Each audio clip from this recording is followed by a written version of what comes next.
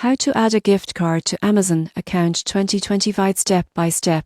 Adding a gift card to your Amazon account in 2025 is easier than most people think, but many get this wrong by skipping key steps. Step 1. Open the Amazon app or website and log into your account. Step 2. Go to gift cards and select redeem a gift card.